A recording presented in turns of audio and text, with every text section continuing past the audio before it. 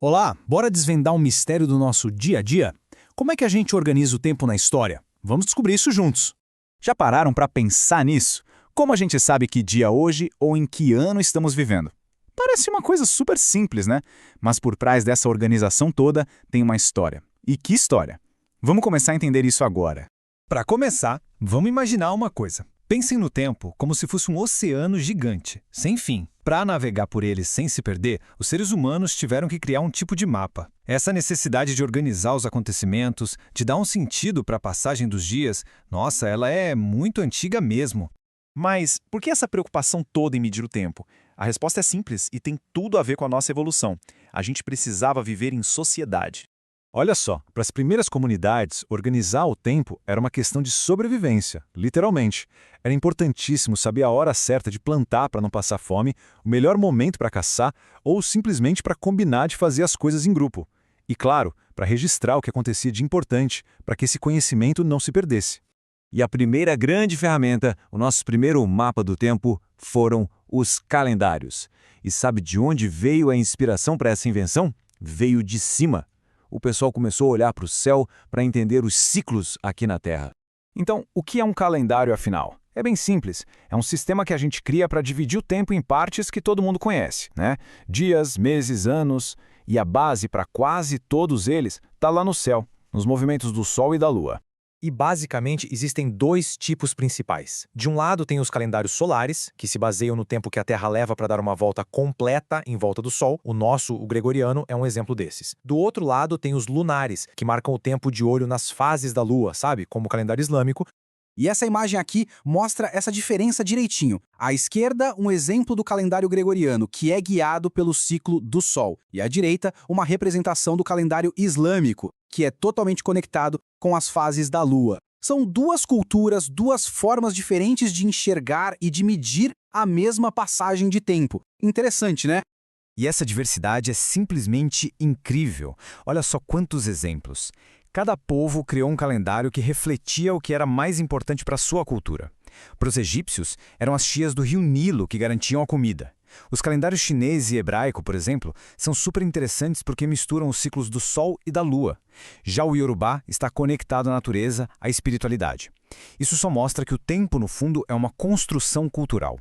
Certo. A gente já entendeu os dias, meses e anos.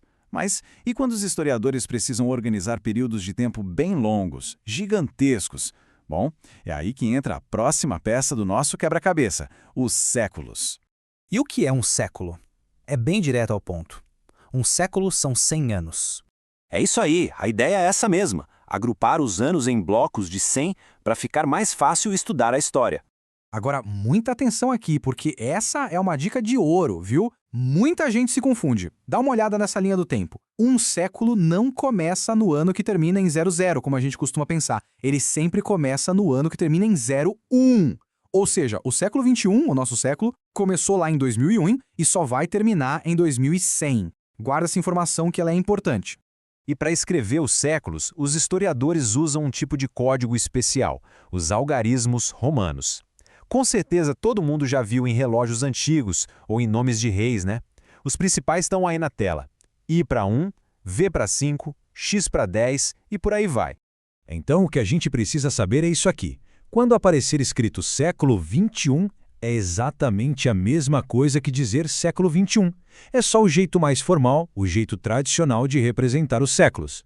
Agora vamos para a nossa última parte para ver como tudo isso se encaixa. Com os calendários e os séculos em mãos, os historiadores criaram uma grande linha do tempo para organizar o passado inteiro da humanidade. E isso facilita muito os nossos estudos. E esse trabalho de colocar cada coisa em seu lugar certo no tempo tem um nome oficial. É a datação histórica. É como se a gente desse um endereço no tempo para cada fato, sabe? Usando as datas, os anos e os séculos para localizar tudo direitinho. E aqui está o mapa completo da história. Essa é a divisão mais famosa que a gente estuda. Começa lá atrás, na pré-história, com o surgimento dos seres humanos. Depois vem a Idade Antiga, das grandes civilizações. Em seguida, a Idade Média, a época dos castelos e cavaleiros. Aí vem a Idade Moderna, das grandes navegações, até chegar na Idade Contemporânea, que é o nosso tempo, o mundo de hoje. Mas um lembrete super importante. Essa divisão em 5 partes que a gente acabou de ver foi criada por historiadores europeus, pensando na história da Europa. A história dos povos da África, da Ásia, das Américas, por exemplo, tem as suas próprias formas de organização, os seus próprios acontecimentos marcantes.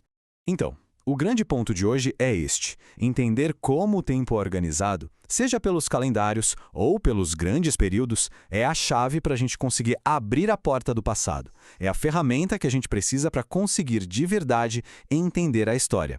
E para a gente terminar, fica uma pergunta no ar. Se desse para criar um calendário hoje, do zero, como seria? Ele seria baseado em quê? No Sol, na Lua, ou quem sabe no começo e no fim do ano letivo?